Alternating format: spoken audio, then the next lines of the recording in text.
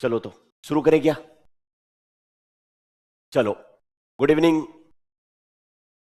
तो current affair series में आपका फिर से स्वागत है आज। और हम बात करेंगे आज हाल ही में हुए दो नए डेवलपमेंट जो साइंस और टेक्नोलॉजी वाले पार्ट में इंपॉर्टेंट है।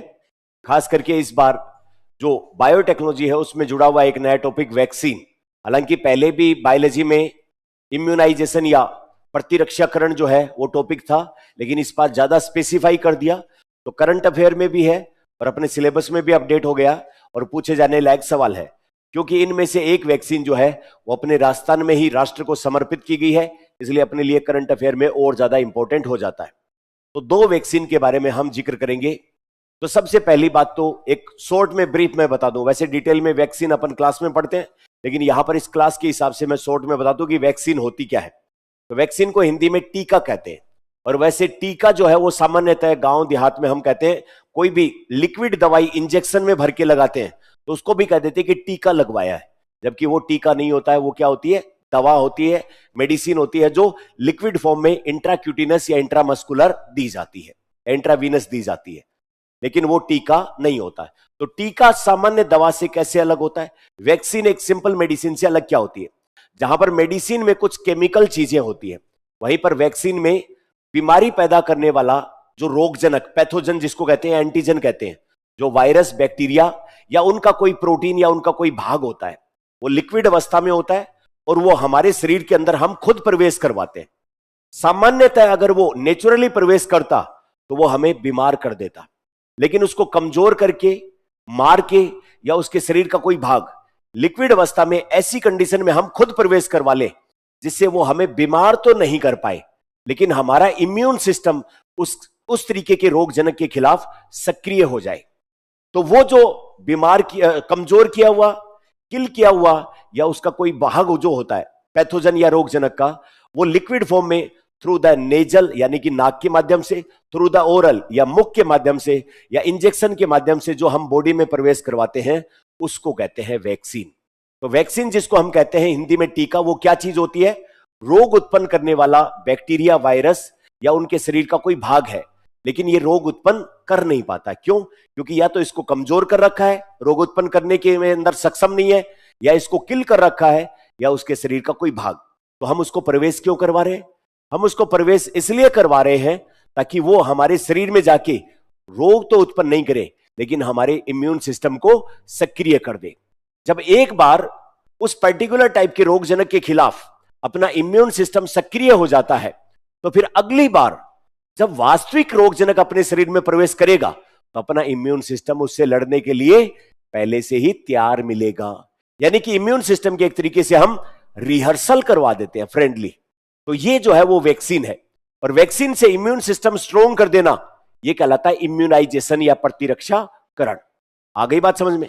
तो इस तरीके की वैक्सीन बच्चों को खूब सारी दी जाती है। इंडिया में इंद्रधनुष प्रोग्राम या यूनिवर्सल वैक्सीनेशन प्रोग्राम या इम्यूनाइजेशन प्रोग्राम चल रहा है। उसके तहत बच्चों को जन्म से लेकर के और जब तक वो 5 या 10 साल के होते हैं तब तक अलग अलग बीमारियों के खिलाफ उनको वैक्सीन दी जाती है, ताकि वो रियल पैथोजन का सामना करें और उनसे बीमार ना पड़े। ये सिंपल सा इंट्रोडक्शन है वैक्सीन का। आगे हम इसमें 2-4 बातें और करेंगे। तो अभी ये वैक्सीन क्यों चर्चा में है?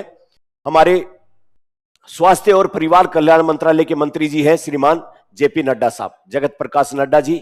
उन्होंने अभी 21 फरवरी को हिमाचल प्रदेश में एक जगह है कसोली, वहां पर एक नई वैक्सीन, वहां पर एक इंस्टीट्यूट है जिसका नाम है CRI, सेंट्रल रिसर्च इंस्टीट्यूट। इस CRI में एक अपने देश के वैज्ञानिकों द्वारा तैयार की गई वैक्सीन, और वो वैक्सीन जो है वो किसके खिलाफ काम करेगी? कौन सी बीमारियों को रोकने में?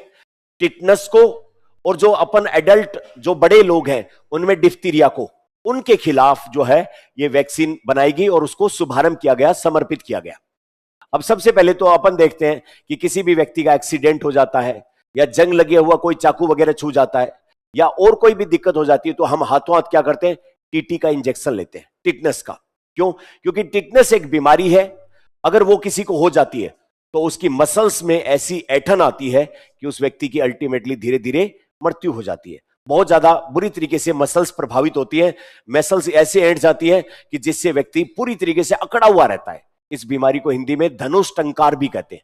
जैसे धनुष बिल्कुल तना हुआ रहता है, वैसे ही उसकी मसल्स ऐंठ जाती है और ऐसे खिंच जाती है। तो ये किस वजह से होती है? जो मिट्टी में, जंग में या विभिन्न चीजों में एक बैक्टीरिया पाया जाता है, उस बैक्टीरिया का अगर हमारे शरीर में प्रवेश हो जाएगा तो उस बैक्टीरिया के द्वारा न्यूरोटॉक्सिन्स, विभिन्न प्रकार के जहरीली प्रोटीन का श्रावण किया जाएगा और वो अपनी मसल्स के कार्यों को प्रभावित करती है और उससे जो बीमारी होती है उस बीमारी का नाम है टिटनेस।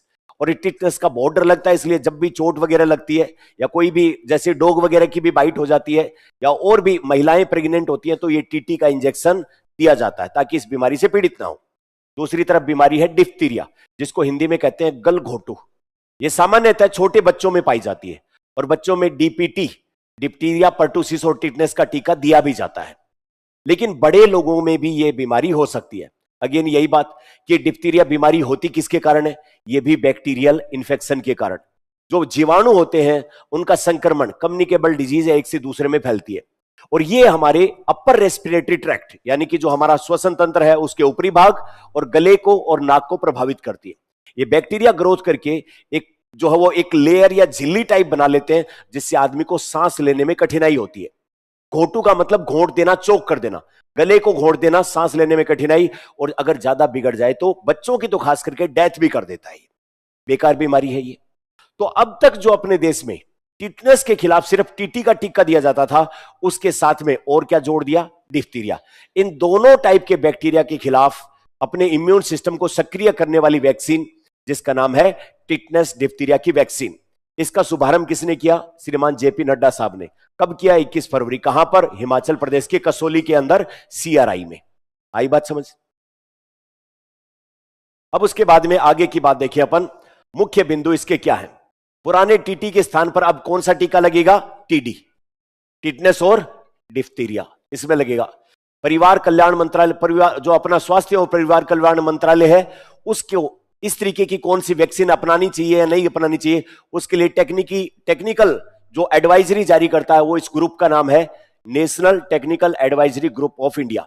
उसने ये जो टीडी का टीका है ये गर्भवती महिलाओं को तो खास करके, बाकी किसी भी एज ग्रुप में छोटा बड़ा कोई भी हो उसको ये टीका लगाने का रिकमेंडेशन किया है और भारत के अंदर टीटी के स्थान पर कौन सा टीका अपनाने की? टीडी टीका अपनाने की सिफारिश की है।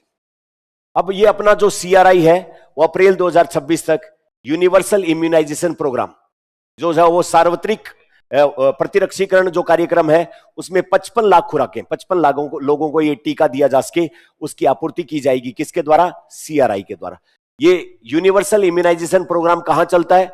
जो प्राइमरी हेल्थ सेंटर से लेकर के और विभिन्न हॉस्पिटल हैं उसमें जिसका बच्चे का जन्म हुआ उसका कार्ड बनता है बाकायदा वैक्सीनेशन का और उसमें एंट्री होती है और उसके तहत वैक्सीनेशन किया जाता है। प्लस इसके अलावा दूसरी वैक्सीन जो गर्भवती महिलाओं को या सभी एज ग्रुप के लोगों को लगती है उसका भी एक अलग से रिकॉर्ड मेंटेन होता है ना। ये प्राइवेट और सरकारी सभी हॉस्पिटल में उपलब्ध रहती है। सरकारी हॉस्पिटल में या तो फ्री होती है या नाम मात्र के पैसों पे लगती है और प्राइवेट हॉस्पिटल में इसके पैसे ज्यादा लिए जाते हैं। ऐसा नहीं होता है कि इम्यूनाइजेशन प्रोग्राम में वैक्सीन प्राइवेट हॉस्पिटल में लग रही है वो ज्यादा जबरदस्त अच्छी है, क्योंकि वैक्सीन तो किससे बनी है? रोगजनक से। रोगजनक को किसने जो उस फॉर्म में लाया है? कुछ इंस्टीट्यूट है जिनका भारत सरकार से टाई अप है, इसलिए एक जैसी क्वालिटी इनकी होती है। दूसरी तरफ सार्वभौमिक टीकाकरण कब चला उसके बारे में हम बात करेंगे आगे, और टिटनेस और डिप्थीरिया दोनों के बारे में ये इफेक्टिव है। ये दोनों बीमारियां क्या है? टिटनेस और डिप्थीरिया। उससे पहले अपन यूआईपी के बारे में बात करें, उससे पहले इन दोनों बीमारियों के बारे में जानते हैं। तो टिटनेस जो है एक बैक्टीरिया जिसका नाम है क्लॉस्ट्रीडियम टिटेनी, उसके द्वारा फैलता है। किसको प्रभावित करता है? अपनी मसल्स को। कैसे अपने शरीर में एंटर कर जाता है? मिट्टी, धूल, गोबर, जंग लगी कील या किसी भी चोट फेट के थ्रू, अपने शरीर में कोई घाव होता है खुला उसके थ्रू, या जो खरोंच, जलन या जो भी है उसके माध्यम से प्रवेश करता है और इसके द्वारा एक प्रोटीन पैदा की जाती है जो कि न्यूरोटॉक्सिन, टॉक्सिन का मतलब जहरीली, न्यूरो मतलब अपनी जो तंत्रिका तंत्र की कोशिकाएं हैं उससे संबंधित, तो इस जिसके कारण अपने शरीर की मांसपेशियों पर गंभीर प्रभाव पड़ता है। दूसरा क्या है? डिप्थीरिया। ये भी क्या है? एक जीवाणु के कारण होने वाला रोग। बैक्टीरिया का नाम है कोरोनोबैक्टीरियम डिप्थीरिया। इस बैक्टीरिया के कारण ये भी एक क्या रिलीज करता है? न्यूरोटॉक्सिन, और ये अपने नाक और गले की श्लेष्मा झिल्ली वगैरह, और इससे क्या होता है कि गला चोक होता है और आदमी को सांस लेने में कठिनाई होती है। गंभीर संक्रमण के केस में लाइफ थ्रेटनिंग भी हो सकता है।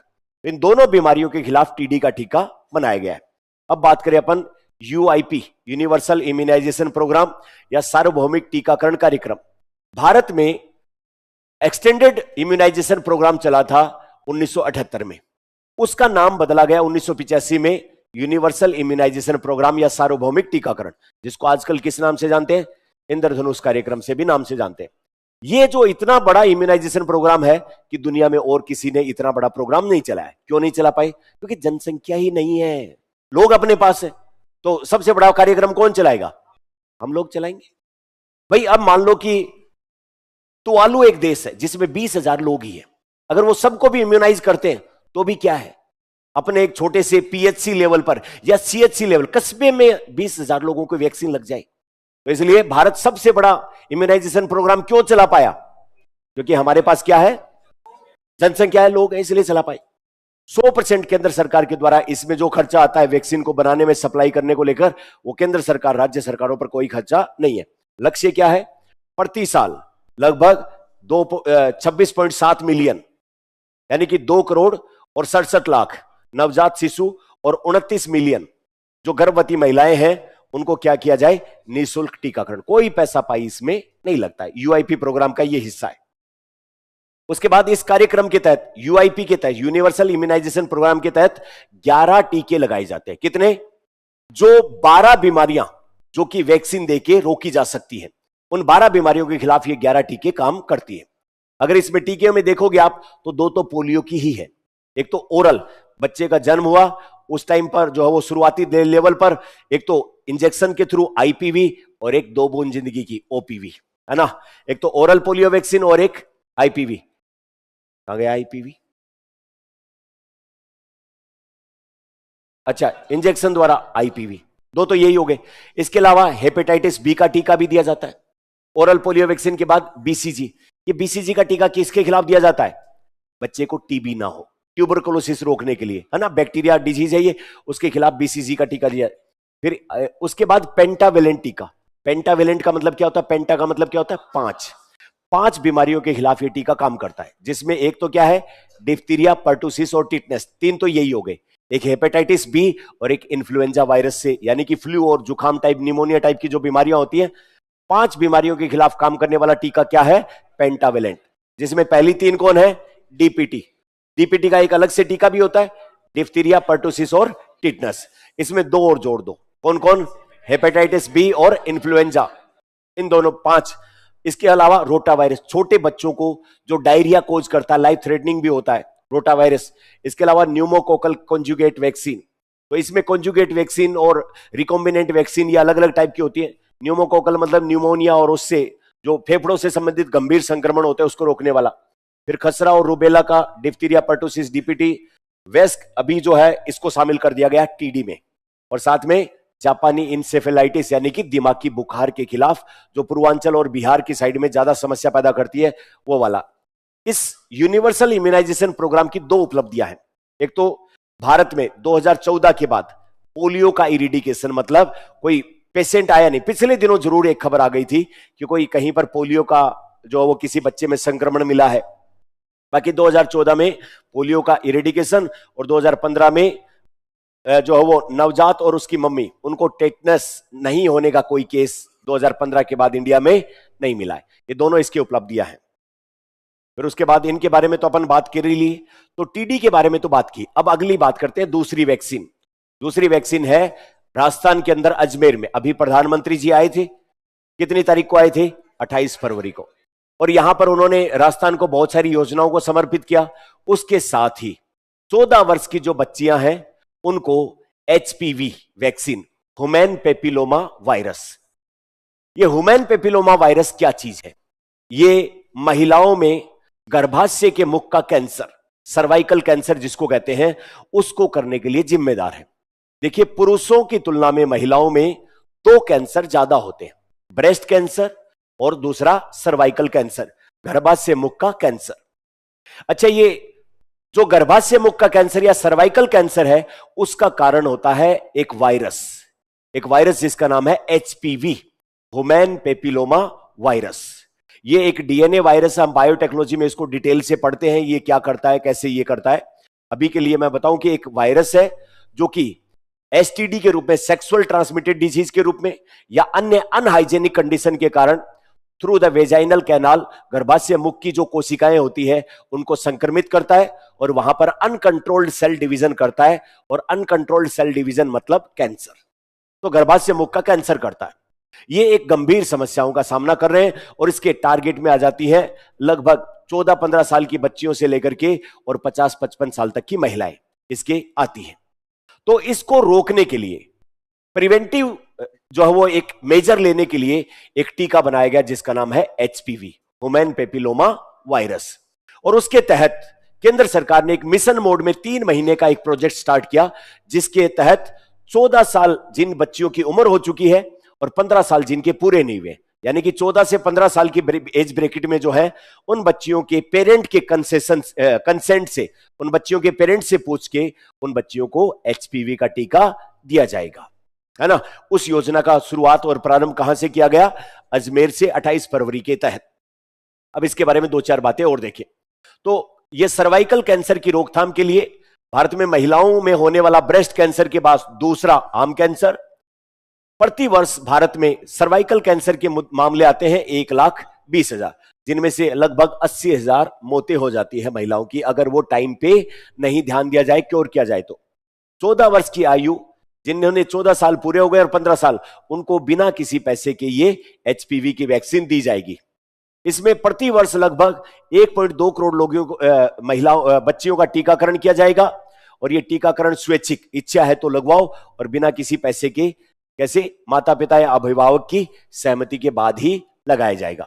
अभी जो है वो शुरुआत में इसको 3 महीने 90 दिन के मिशन मोड में, और टारगेट रखा है कि एचपीवी वैक्सीन जो है वो इसके बाद में जो भी पीएचसी सीएचसी होती है उसमें वैक्सीनेशन का महीने में कोई दिन तय होता है, उन दिनों में अभी के लिए 30 दिन तो लगातार ये वैक्सीनेशन अवेलेबल रहेगा निःशुल्क।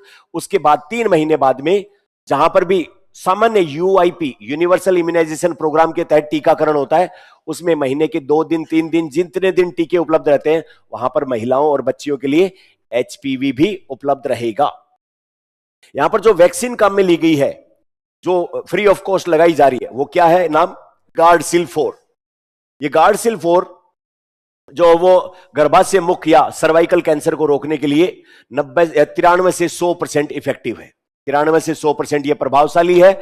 और उसके तहत ये जो 4 प्रकार के उस एचपीवी वायरस है, उनमें क्वाड्रीवेलेंट यानी कि 4 प्रकार के एचपीवी ह्यूमन पेपिलोमा वायरस है, उनके स्ट्रेन के खिलाफ सुरक्षित है और उनको कंट्रोल करने का काम करती है। इनमें टाइप 18 और 16 2 प्रमुख रूप से ये समस्या पैदा करते हैं, क्योंकि एक जो वायरस होता है उसके डीएनए में थोड़ा थोड़ा चेंज होता है, तो मोटा मोटी तो वायरस उस फैमिली का, उस ग्रुप का कहलाता है, लेकिन उसके लक्षण और संक्रमण की क्षमता थोड़ी थोड़ी बदल जाती है।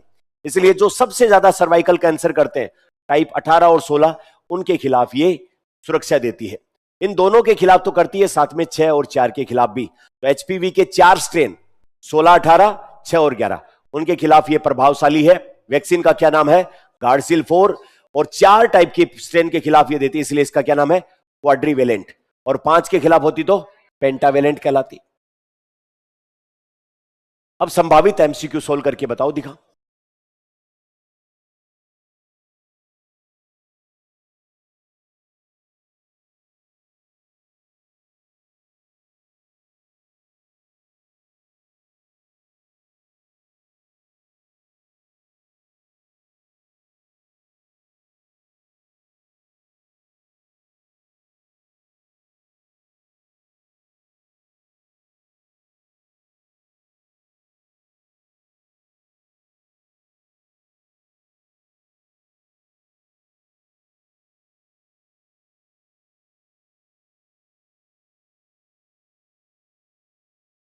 ऑनलाइन वाले बच्चे भी सोल्व करें।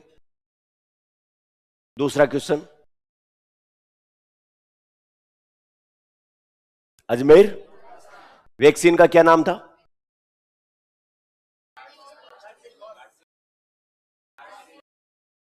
गॉडसिल, है ना। तो ये 2 एमसीक्यू इसमें संभावित बनते हैं, दोनों ही ठीक ठाक टाइप के सवाल हैं, एग्जाम में पूछे जाने लायक सवाल बनते हैं। मिलते हैं कल किसी नए टॉपिक के साथ। Thank you very much.